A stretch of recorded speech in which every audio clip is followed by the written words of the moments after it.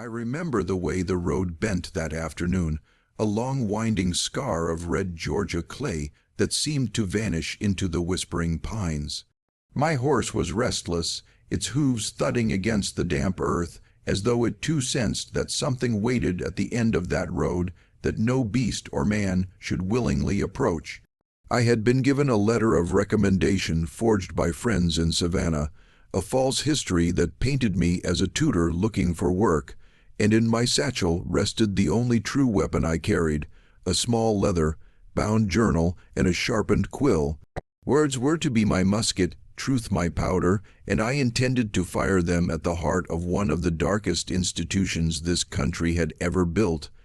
Yet as I neared Rosewood Hall, I felt my courage wane with every step.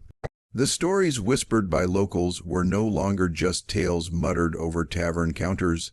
They were taking shape in the sweat on my palms and the chill that clung to my back despite the heavy southern heat. When I first saw the Plantation house, it rose out of the trees like some pale phantom, its columns towering, its shutters painted the green of wilted leaves.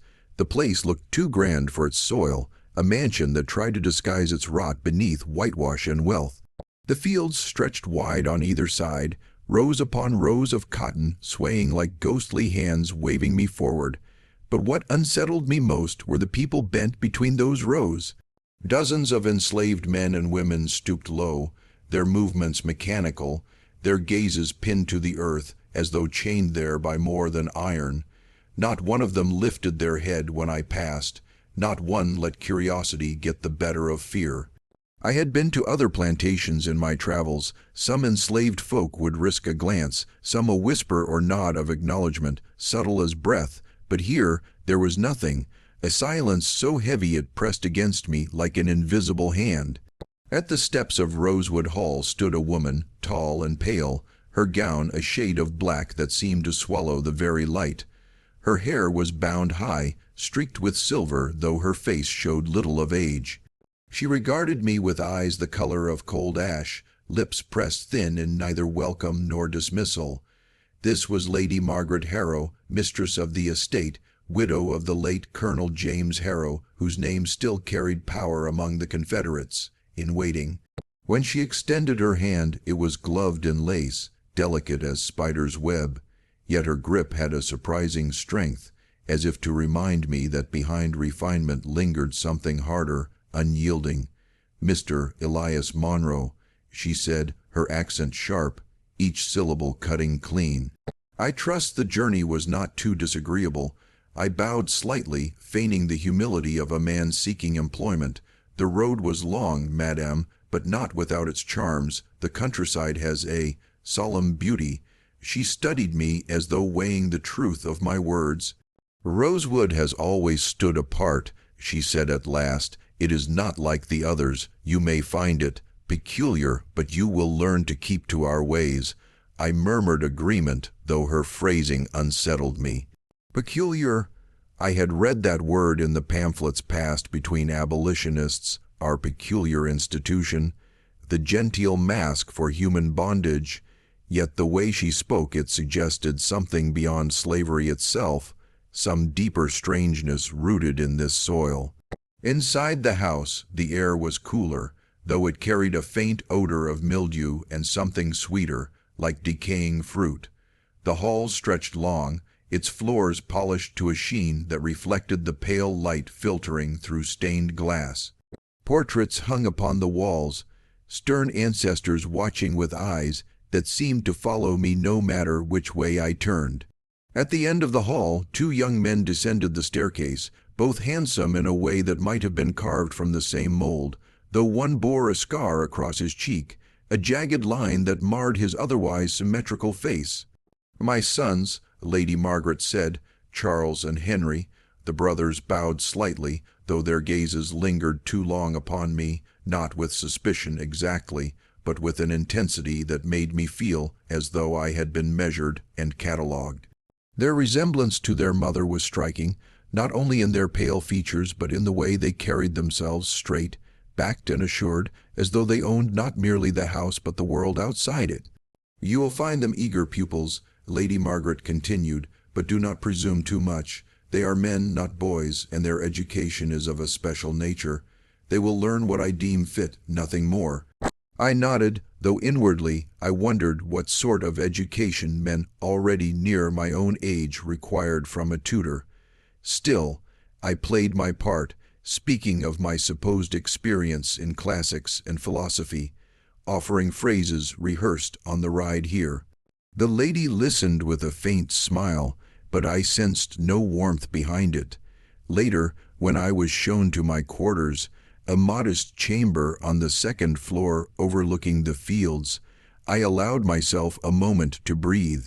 From the window, I could see the laborers still bent to their tasks, their motions unbroken even as the sun lowered toward the horizon. Not a song drifted from their throats, not a word exchanged between them. It was as if silence had been beaten into their very marrow. My purpose here was clear: to uncover whatever truth this house concealed, to carry it back north where it might serve the cause. Yet already I felt the walls pressing close, the eyes of the Harrow family upon me, and the eyes of the enslaved turned forever away. That night, after supper taken in uneasy silence with Lady Margaret and her sons, I lay upon the narrow bed and listened to the house breathe.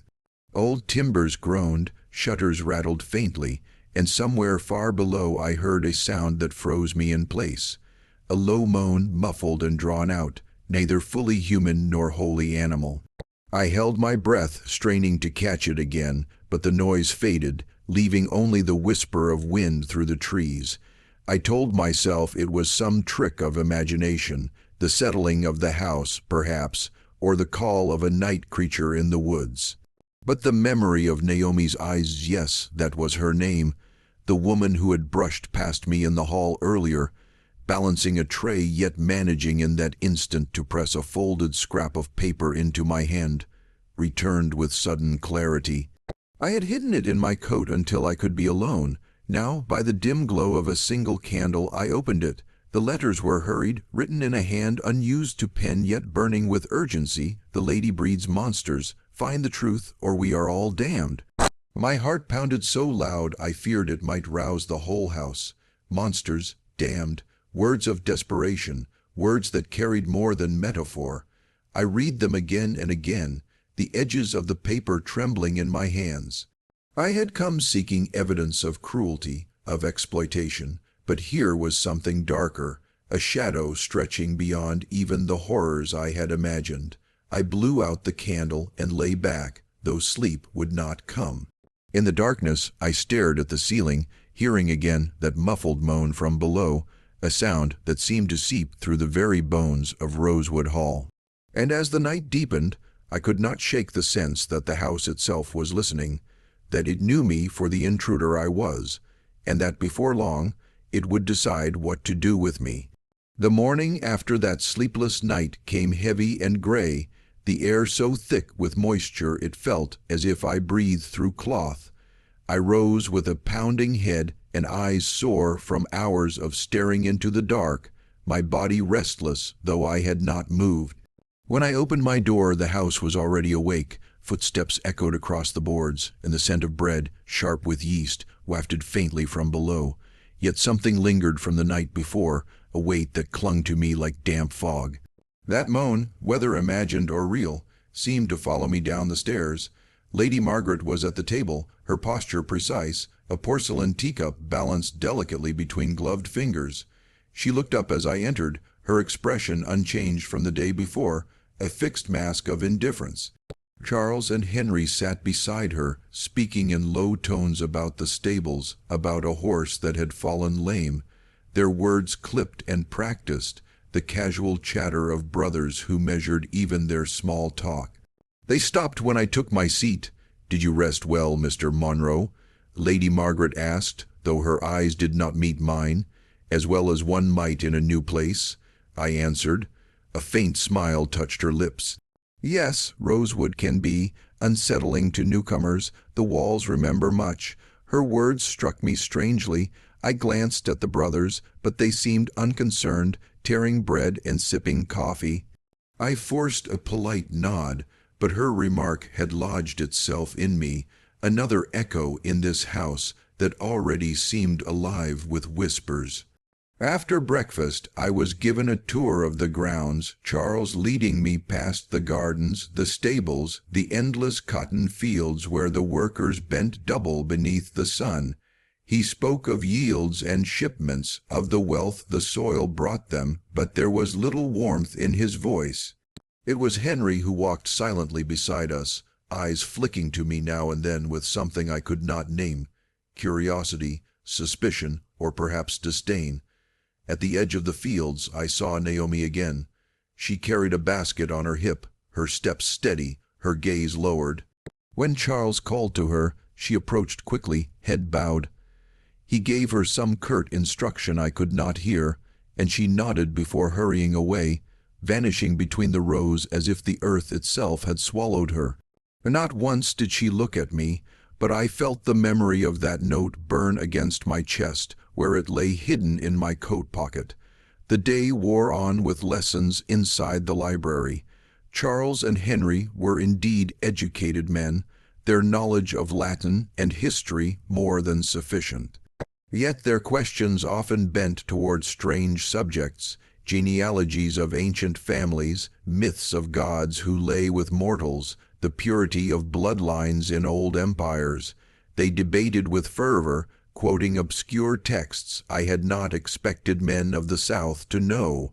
Lady Margaret joined us near the end, sitting silently by the window as if to supervise, though her presence alone was enough to chill the air.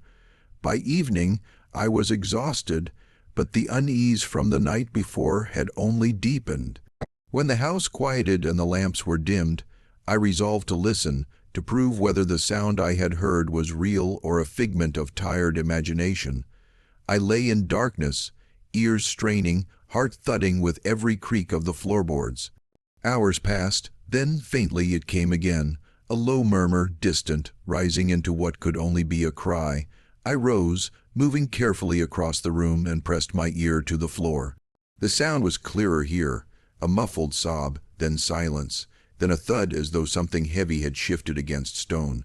The hair along my arms bristled. Somewhere beneath me, within the very bones of Rosewood Hall, someone, or something, was alive. I dared not wander the halls then, but the following day, while the family attended to matters beyond the house, I searched. My steps were measured, feigning casual exploration should any servant see me. The hallways twisted more than I remembered, as though the house had grown overnight. In the far corridor near the rear stairwell, I paused. A draught brushed my face, carrying with it the faintest trace of damp earth. My eyes followed the paneling, and there, half hidden by a cabinet, I saw the outline of a door. It was locked. I pressed my ear against it. Silence, yet I could swear the wood itself held a vibration, faint as breath. I pulled away quickly when footsteps sounded behind me.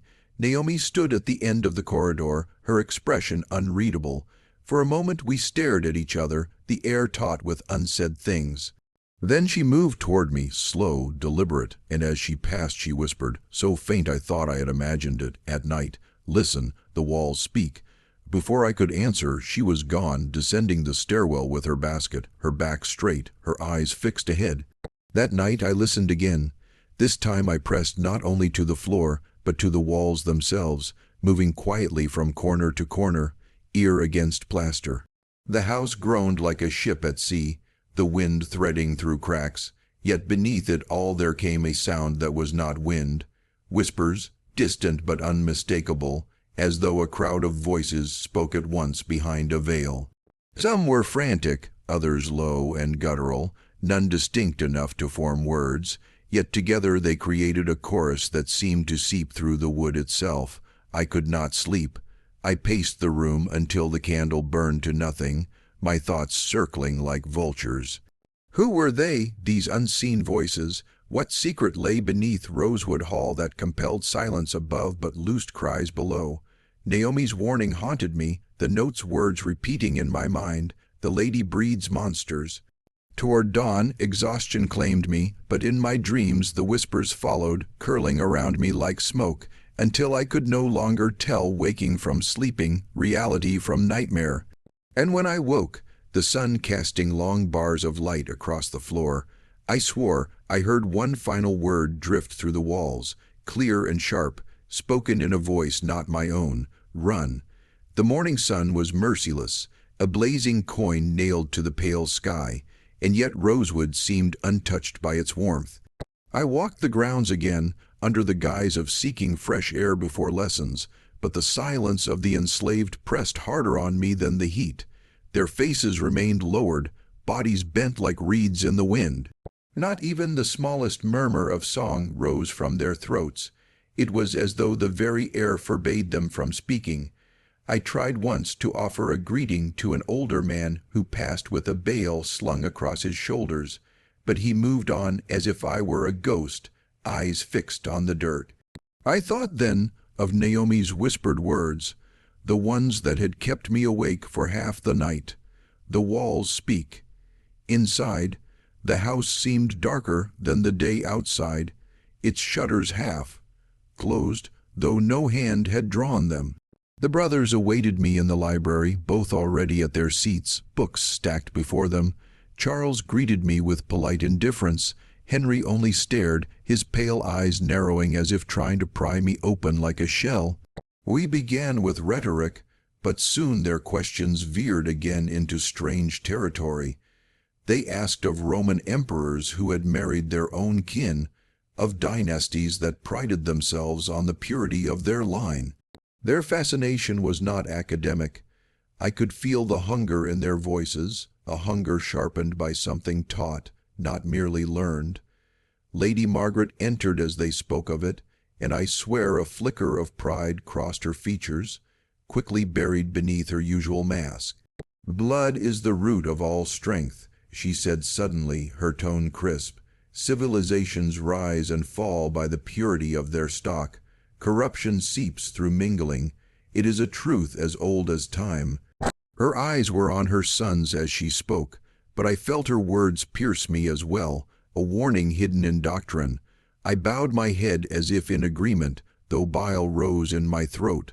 Later, when the family departed for some errand in the nearby town, I seized the chance to search. The library seemed the most promising place. If there were records or journals, they would be here. The shelves were heavy with leather-bound volumes, histories and treatises, many bearing the Harrow name on their spines. I ran my finger along them until I found a section of ledgers, each labeled with years stretching back decades. One from 1824 caught my eye. Inside were lists, not of harvests or shipments, but of names. Names of men and women marked with symbols I did not at first understand. A cross beside some, a circle beside others. But as I turned the pages, the pattern became grotesquely clear. Births and deaths. Infants born in secret, their mothers' names recorded but their fates hidden in shorthand. Some entries bore the word unfit scrawled beside them. Others ended simply with removed. My hands trembled as I turned to later years. The pattern continued, each generation recorded with meticulous care. And then, in the most recent volume, I found references that chilled me. The Harrow sons listed not only as heirs but as participants. Their names entwined with those of enslaved women, notes written in Margaret's precise hand, phrases like strong stock and line preserved. I slammed the book shut, my breath ragged. The horror was no longer rumor. It was ink on paper, written without shame. The philosophy of a family that saw themselves as breeders of both man and beast, weaving lineage like some monstrous tapestry. A sound behind me made me start. Naomi stood in the doorway, her eyes wide. For a moment I feared she would cry out, but instead she hurried forward and pressed her hand against the ledger, shutting it firmly. "You must not linger here," she whispered, her voice trembling. "If she finds you with this, you will not leave alive." Her words struck me harder than the ledger itself. I leaned closer, desperate. "What does she want, Naomi? What is this blood she speaks of?" Naomi's eyes darted to the door before returning to mine. Her voice dropped to a breath. "She says her sons are chosen. She says their blood is stronger than any other. She breeds them with the women again and again until their line is everywhere. Some children live, some do not. Those who live are hidden. The horror in her words clawed at me. Hidden where? Her lips trembled. Below. Before I could press further, footsteps echoed in the hall. Naomi slipped away like smoke, vanishing between the shelves, leaving me with the ledgers and the sickness rising in my gut. I replaced the book quickly, heart hammering, and forced myself into a seat just as Henry entered, his gaze sweeping the room. "You look pale, Mr. Monroe," he said with a faint smirk. "The Georgia sun is unkind to Northerners." I forced a laugh. Perhaps I am not yet accustomed to it. His eyes lingered on me, sharp and knowing, before he drifted away, but I could not shake the feeling he had seen too much, that he could smell the fear on me as a hound smells blood. That night, the whispers in the walls returned, louder, clearer. I pressed my ear to the plaster and swore I could make out words, fragments of voices pleading, crying, calling for release. Naomi's warning circled my mind. Those who live are hidden. I imagined the cellar below, the locked door I had found, the cries I had heard. The truth was no longer veiled in metaphor. Lady Margaret was not merely mistress of this estate. She was high priestess of some foul creed, with her sons as instruments of her will. Sleep came only in fragments, filled with dreams of faceless children clawing at the walls, their mouths open in soundless screams. And when dawn broke, I found myself staring at the ceiling with a single thought burning through the fog of exhaustion. I had come seeking proof of cruelty, but what I had found was something older, darker, and infinitely more dangerous. Rosewood Hall was not merely a plantation. It was a breeding ground for a legacy of nightmares, and I was trapped at its heart.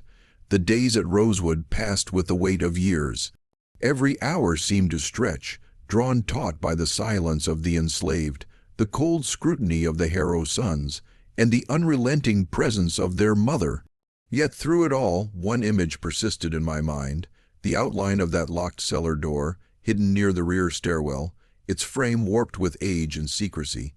I could not shake the certainty that whatever evil lived at Rosewood had its roots beneath that door. Naomi's whisper echoed constantly, below. Each time I looked at the house, at the long corridors with their ancestral portraits, at Lady Margaret seated erect and unyielding in her black gowns, I imagined hollow chambers yawning beneath my feet, chambers that housed not the dead but the living. It was 2 nights after I had discovered the ledgers when opportunity first presented itself. The household retired earlier than usual, the lamps extinguished one by one until the hallways were swallowed in gloom. I feigned fatigue and withdrew to my chamber, waiting by the window as the moon climbed high. The silence was complete, so deep it seemed to press against the glass. At last, when the clock in the hall struck midnight, I gathered my courage and slipped into the corridor. The boards creaked under my weight, loud as pistol shots to my ears. I froze at every sound, but the house seemed to slumber. The portraits watched me with their painted eyes as I made my way toward the stairwell. The air grew colder as I descended, the kind of damp chill one finds in stone cellars. I passed the pantry, the storerooms, until I reached that narrow passage where the draught had first brushed my face. There, half concealed in shadow, was the door. I knelt, running my hand along the wood. The iron lock was old but sturdy, its edges rusted. I pressed my ear against the panel, holding my breath. For a moment there was nothing, and then, faint but unmistakable, a sound rose from the other side, a cough, ragged, followed by a low whimper that made my skin crawl. Someone was there, not memory, not ghost, living flesh. My hand trembled as I tried the handle, knowing it would be futile. The lock held fast. I considered forcing it, but the noise would rouse the household, and I was unarmed against whatever wrath might follow. I leaned closer, whispering, "Is someone there?" At first there was only silence, then a shuffle of movement and a voice so faint I barely caught it. "Please." The word bled through the wood, stretched by despair. My throat tightened. I whispered back, "Who are you?" But before I could hear a reply, footsteps thundered from above. I tore myself away from the door, heart racing, and pressed into the shadows as a lantern's glow spilled down the stairwell. It was Henry. He descended quickly, scanning the passage, the light from his lamp casting long, sickly shadows. His gaze swept dangerously close to where I crouched, but by providence or luck he did not see me. He paused before the cellar door, listening. Then, with a small smile that twisted my stomach, he rapped once on the wood with his knuckles. From the other side came a muffled sob. Henry chuckled low in his throat and whispered something I could not catch before turning and ascending the stairs again. I waited until the light faded, until the boards above stopped creaking, before daring to breathe. My body shook with the effort of silence. When at last I crept back to my chamber, the whispers seemed to follow, a chorus rising in my mind until I could no longer tell if the voices came from the cellar or from within my own skull. The next day Naomi found me. She appeared in the library while Charles droned on about some genealogical theory, her presence little more than a shadow at the edge of the room. When Charles left to fetch another volume, she moved swiftly to my side, her voice no louder than breath. "You went to the door." I started, but her eyes held me firm. I nodded. "You heard them?" "Yes." I whispered back. "Naomi, who are they?" Her face twisted with pain, but she spoke quickly, urgently. "Children, women, some from the fields, some from the house, taken when they were with child, kept below until she decides their fate. Some survive, some do not, but none are seen again." The words cut me deeper than any blade. My mind reeled with the implication, with the memory of that single word through the door. "Please, she says it is God's work." Naomi continued, eyes darting to the door as if fearing eavesdroppers. "She says her sons carry the purest blood, that to mix it with theirs will make a new race, a stronger race. She keeps records of them, but the living are kept in darkness until she chooses." I gripped her arm, my voice rough. "Why do you tell me this? Why me?" Her eyes blazed suddenly, desperation breaking through fear. "Because you are not one of them, because you can write. You can carry it beyond these walls. If we speak, we are killed. But maybe you can end it." Before I could answer, Charles returned, and Naomi vanished again like a shadow fleeing the light. I sat rigid as Charles resumed his lecture, my thoughts drowning in horror. That night I resolved to see more. Sleep was impossible. The whispers returned stronger, words tangled but urgent. I lit no candle as I left my chamber, slipping through the darkness until I reached the passage once more. The cellar door loomed ahead, its lock glinting faintly in the moonlight seeping through a high window. This time I pressed my cheek to the cold wood, closing my eyes. From within came the sound of breathing, many breathings, shallow and uneven. Then a rustle of movement and a child's voice, thin as a reed, "Help us." My chest clenched. I whispered back, "I will, I swear it." But footsteps stirred above, louder this time, joined by voices. Panic seized me. I turned, retreating into the shadows as lanterns flared. Lady Margaret herself descended, flanked by both sons. Their faces were grave, purposeful. I dared not move. My body pressed against the wall as they unlocked the door with a heavy iron key. The hinges groaned as it swung open. A stench poured forth, rancid and heavy, like damp earth mixed with sickness. Margaret entered first, her black skirts brushing the stone, Charles and Henry following close behind. From within came a rising chorus, cries, "Please," the sound of chains rattling. Margaret's voice cut through it all, cold and commanding. Silence, and silence fell, smothered, fearful. The door closed, the lock turned. Their lanterns faded as they ascended, leaving me trembling in darkness, the echoes of those cries still clinging to my ears. I returned to my chamber in a haze, collapsing upon the bed. My hands shook so violently I could barely grip the journal I carried. But I forced the quill across the page, scratching down every detail, every sound, every word.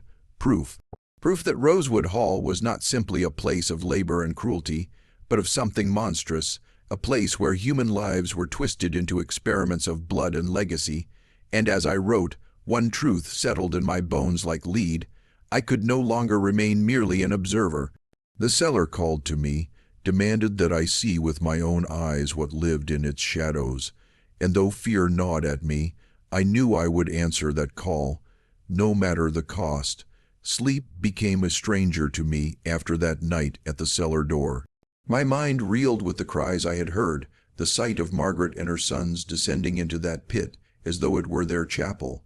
I spent the following day moving like a man half drunk, my body present, but my thoughts drifting back to the stone threshold and the shadows it concealed. Every voice, every face in that house seemed to carry hidden knowledge.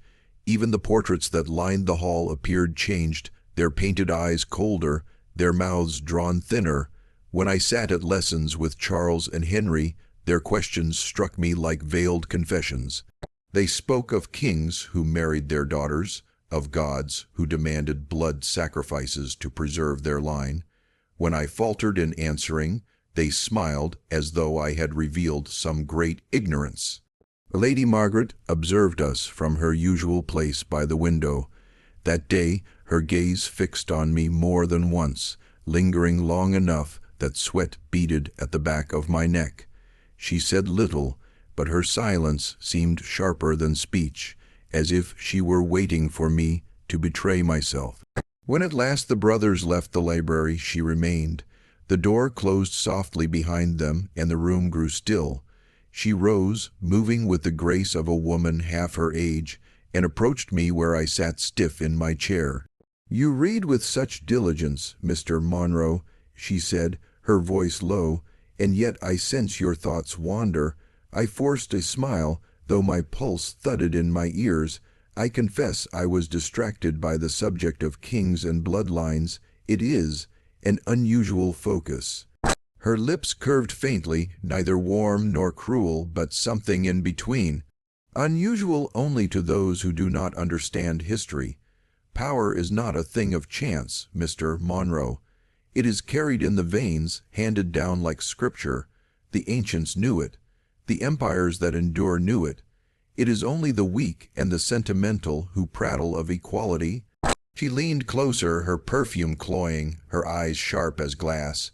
Here at Rosewood, we do not forget what the world has chosen to ignore. Blood is truth. Blood is destiny. Her words chilled me more than any scream. I bowed my head, murmuring agreement, though bile rose in my throat. When she withdrew, her skirts brushing against my chair, I felt as though some spell had passed over me, branding me with silence. That evening, Naomi sought me out once more. She came under cover of dusk, her figure flitting between shadows until she reached me near the stables. Her face was pale, her breath quick. "You must be careful," she whispered. "She watches you now. She suspects." I swallowed hard. "I heard them, Naomi. I heard the children. I saw her go inside with her sons. What are they doing? Tell me everything." Her hands trembled as she gripped mine. "If I tell you, you must swear. You must swear you will not falter. Many have tried to leave, to speak, and none have survived." "I swear," I said, though my voice cracked. Her eyes darted around us, searching the dark, before she spoke. "She believes her sons are chosen, born of some divine order. She says their blood is purer than the old kings, stronger than any in this land. She breeds them with the women she chooses again and again to spread their line. Some of the children live, those are hidden, others are buried." The word struck me like a hammer. I saw again the ledgers, the marks beside each name, the word removed scrawled like a death sentence. Naomi's voice broke. "I have seen them taken below. Some were my kin, sisters, cousins. Once they vanish, they do not return. She says it is for the glory of her house. She says she is building a kingdom of blood." I stared at her, horror clawing at my chest. And the voices, the ones I heard. Her lips quivered, the ones who still live. She keeps them there until their children come. Some are chained, some near death, but she will not release them. She says they belong to her until their blood has served its purpose. My stomach twisted, bile burning my throat. The words on her scrap of paper now seemed pitifully small compared to the vastness of the evil she described. Monsters she had written. but this was worse than monsters. This was cold design, deliberate, calculated, carried out in candlelight and ledger ink as though it were holy work. I squeezed her hands. "Why have you told me this? If she suspects me already, why risk yourself?" Naomi's eyes filled with a light I had not seen before, fragile yet fierce. "Because I cannot bear it any longer. Because if no one carries this truth beyond these walls, it will never end. You are not like them. You came from outside. You can write. You can tell the world. If you escape, perhaps it will finally die with her." I wanted to promise I would succeed, but fear bit my tongue. All I could manage was a hoarse nod. That night, I returned to my chamber and wrote until my hand cramped, until ink stained my fingers black. I wrote of Margaret's creed, of her son's roles, of the cries that rose from beneath the house. I wrote Naomi's testimony. Every word burned into me by her trembling voice. Yet as I wrote, I heard again the whispers in the walls, louder than before, almost frantic. I pressed my hands to my ears, but still they seeped through, the murmurs of the lost, the damning chorus of the damned. At last I flung the pen aside and pressed my forehead to the window-pane. The night outside was vast, the fields stretching empty under the moon, but I felt no freedom in it. The chains were not only below the house, they were around me as well, invisible but tightening. And then, as I turned back to the room, I froze. On the small table beside my bed, where I had left only my candle, lay a book. Not my journal, not any volume I had carried. Its cover was dark leather, its clasp broken. My blood ran cold as I opened it and saw the handwriting within, Margaret's, neat and deliberate. Page after page, she had written her philosophy, her doctrine, her legacy. And scrawled across the first page, in bold letters that made my stomach twist, were the words, "Blood above all." My hands shook as I flipped through the entries. Here was her reasoning, her plan, her vision of a dynasty that would stretch beyond Georgia, beyond America, a new people forged in darkness. Here was the proof I sought, more damning than any ledger. Yet as I reached the final page, my breath caught, for written there in that same hand was a name, my name, Elias Monroe, to be removed. The book slipped from my fingers. I stumbled back, my chest heaving. She knew, she had always known. Perhaps she had left the book here herself, a silent warning or a declaration of what was to come. The shadows in the corners of the room seemed to shift, to thicken, and I could not shake the feeling that eyes watched from the darkness. I snatched up my journal, clutching it to my chest, and sat rigid on the bed until the first pale fingers of dawn touched the window. Sleep never came, only the pounding of my heart and the certainty that the revelation was complete. I knew now what Rosewood Hall truly was, what Margaret Harrow sought to build, and I knew with equal certainty that my time within its walls was running out. I did not close my eyes once that night, though my body ached with exhaustion. Every creak of the house seemed sharper, every sigh of the woodwork like a footfall outside my door. The book lay where it had fallen, its open page gleaming faintly in the candle's guttering light. Elias Monroe to be removed. The words burned into me, proof that my fate had already been sealed within Margaret's ledger of doom. If I stayed another night, another hour, I would vanish as surely as the voices trapped below. By dawn, I had resolved to flee. I would gather what I could, find Naomi if possible, and run until my lungs burst, until Rosewood was no more than a stain behind me. But the house had grown watchful. At breakfast, the brother's eyes clung to me with a predator's patience. Charles asked if I had slept, his tone almost kind, yet his smirk betrayed him. Henry only stared, his pale gaze unblinking, as though weighing the precise hour of my death. Lady Margaret presided at the head of the table, silent, her lips curved faintly as though privy to some private jest. I could barely eat, every swallow like glass in my throat. When the meal ended, I excused myself, feigning illness. Margaret's eyes lingered on me, sharp as knives, but she allowed it with a nod. That frightened me more than if she had denied me. She was letting me retreat, as a cat lets a mouse run, only to catch it again when it grows bold. Back in my chamber, I gathered what little I owned, my journal, a few scraps of food, a flask of water. I bound them in cloth with trembling fingers. My thoughts turned to Naomi. Could I abandon her? She had risked everything to warn me. Without her, I would never have known the truth. Yet to seek her out was to risk everything. Still, the choice was no choice at all. If I fled and left her here, I would never be free. At dusk I stole into the halls, moving like a thief. The house seemed to sense me, each corridor stretching longer than before, shadows deepening though no lamps had been extinguished. Once I glimpsed Henry at the far end of a hall, standing motionless, his head cocked as though listening. I ducked into a side passage, heart hammering, and did not breathe until I reached the servants' quarters. There I found Naomi, waiting as if she had expected me, her face lit with equal parts relief and dread when she saw me.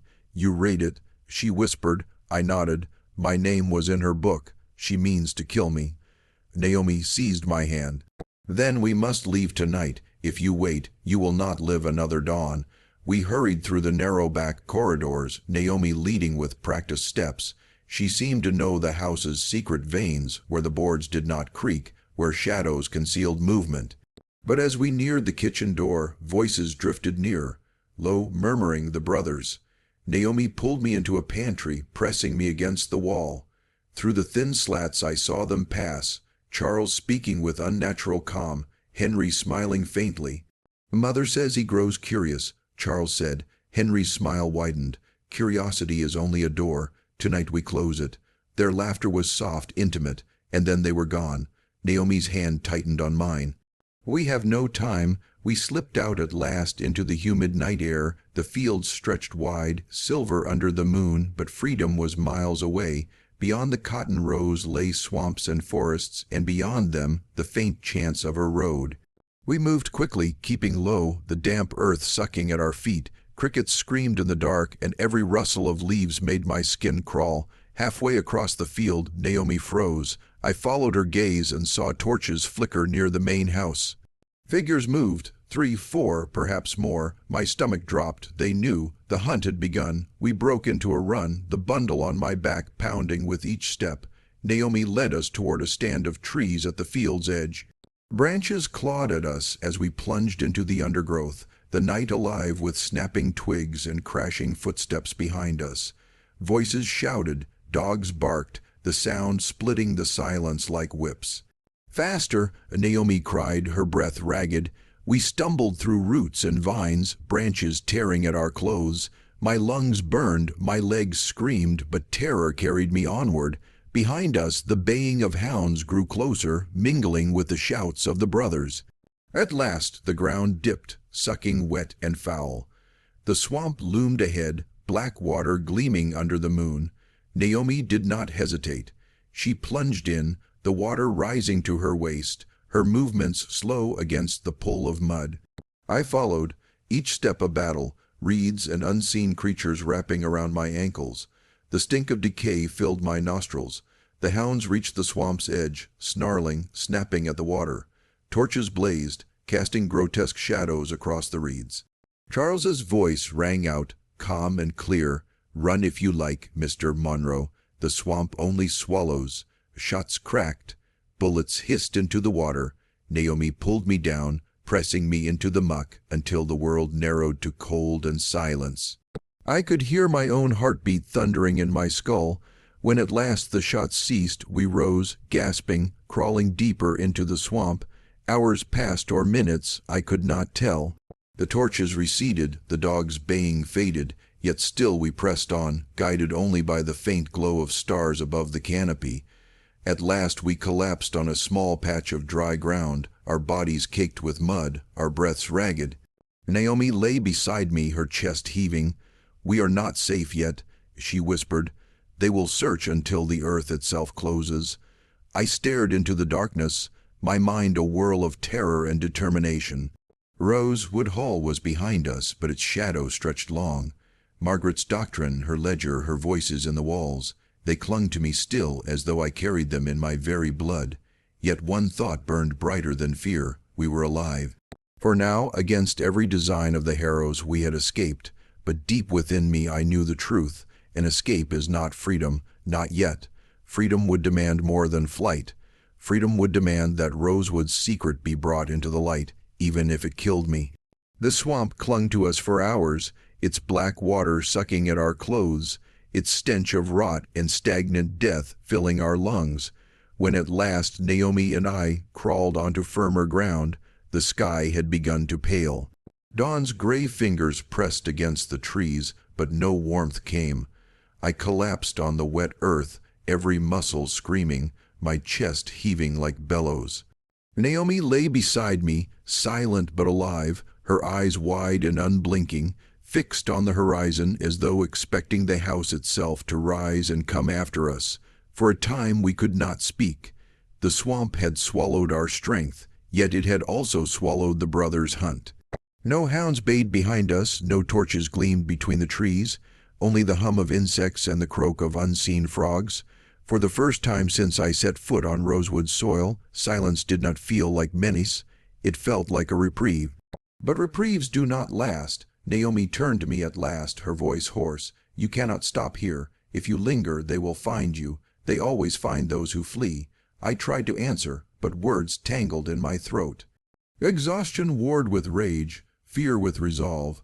At last I managed. "If I keep running, they win. Their secret rots the earth, and no one knows. If I run, it spreads, and more voices will whisper in those walls. Naomi, I cannot leave it buried."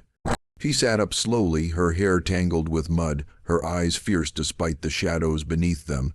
"Then you mean to fight her?" The thought alone chilled me. Margaret Harrow was no mere woman. She was a force, a creed wrapped in silk and shadow.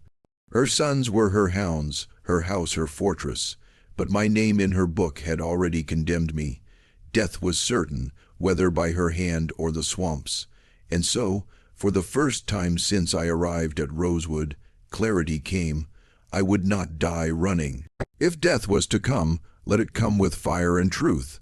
Naomi seemed to read my resolve, for she did not try to dissuade me. Instead, she reached into the folds of her dress and drew out a keys, small, rusted, yet unmistakably old. "I took it years ago," she whispered. "It opens the lower door, the cellar." My breath caught. "Why show me this now?" "Because no one has ever come this far," she said. No one has seen her words written in ink, nor heard her admit what she does. You carry proof in your journal. If you use this key, if you open the door, you will see with your own eyes what lies below. And once you see it, there will be no turning back. I closed my hand around the cold iron. It bit into my palm like a brand, then let there be no turning back. We waited until the following night. Exhaustion pinned us through the day, and we lay hidden among cypress roots, rising only when darkness cloaked us once more. The journey back to Rosewood felt like marching into a grave, each step carrying me nearer to a fate I could scarcely name. Yet resolve drove me on. Naomi led us through hidden paths, until at last the familiar silhouette of the plantation loomed against the stars. Its great house black and silent, lanterns burning only in the windows of the upper floors. We circled wide, keeping low, until we reached the cellar's concealed door. My hand shook as I fitted the key into the lock, but the tumblers turned with a quiet groan. The door creaked open, and a stench rolled out, damp stone, rust, and something fouler still. Naomi pressed my arm once, a silent prayer, then we slipped inside. The stairwell was narrow, cut deep into the earth, and the air grew colder with each step. I held a lantern Naomi had stolen, its flame trembling as if frightened. At the bottom, we entered a corridor lined with doors of iron and wood. Chains clinked faintly in the dark, and then came the voices. They were not whispers now. They were sobs, whimpers, moans of despair. Hands reached through the bars, skeletal, trembling. Eyes glimmered in the lantern light, wide and hollow. I staggered back, bile rising, as the truth engulfed me. Children, some were grown enough to stand, others little more than infants clutched in weak arms. Their faces bore the unmistakable features of the Harrows. The pale eyes, the sharp cheekbones, blended grotesquely with the women who had borne them. Some reached for me, begging wordlessly. Others shrank from the light, cowed by years in darkness. Naomi wept openly beside me. "These are the ones who lived," she whispered. "These are her kingdom." I could not move for a moment, frozen by horror, but then the rage came, white, searing, obliterating my fear. My hand clenched the lantern so tightly the glass cracked. This was the truth Margaret Harrow had buried beneath her house, the voices that haunted its walls, and now that I had seen them, I could never unsee. A sound behind us made me whirl. Margaret stood at the top of the stairs, her sons flanking her, their faces lit by the faint glow of torches. "So," she said softly, her voice carrying like silk over stone, "the tutor finds his way to the root of the house." Her eyes gleamed with triumph, not anger. "Do you see now, Mr. Monroe? Do you see what I have built? Blood made strong, blood untainted, a lineage that will outlive this crumbling nation. You should feel honored. Few outsiders are granted such revelation." I raised the lantern high, my hands shaking. "This is not revelation, it is damnation." Henry laughed low and sharp. Charles only sneered. Margaret descended slowly, her skirts whispering against the stone. "History will not remember your words," she said. "It will remember mine. Blood is destiny, and you, Elias Monroe, are nothing but a footnote to be erased." At that moment, clarity struck. I could not free the prisoners with my strength, nor defeat Margaret and her sons in combat, but I could burn their secret from the earth. I hurled the lantern at the nearest wall. Glass shattered, oil splashed, flame roared upward with a scream. Dry wood and old rags caught at once, fire leaping greedily. The corridor filled with smoke, with cries, with chaos. Naomi seized my arm, dragging me toward the stair. The Harrows shouted, shadows writhing in the growing blaze. I do not know if the prisoners screamed in fear or in hope. The fire spread too quickly to tell. We stumbled upward, choking as the house above seemed to awaken in terror. Servants ran, voices rose, bells clanged. Flames licked the lower windows, devouring the monster's heart. Naomi and I burst into the night, coughing, our clothes black with soot. Behind us Rosewood Hall shuddered, its timbers crackling, its roof glowing red against the stars. I thought I heard Margaret's voice even then, rising above the roar, chanting her creed to the very last breath. Blood above all, but the fire did not heed her. It consumed all, her house, her doctrine, her empire of whispers. We ran until our legs failed, collapsing in the fields as the glow painted the sky. Naomi clutched my hand, her face streaked with ash and tears. "It is over," I whispered, though my voice shook. Yet even as I spoke, I knew it was not entirely true.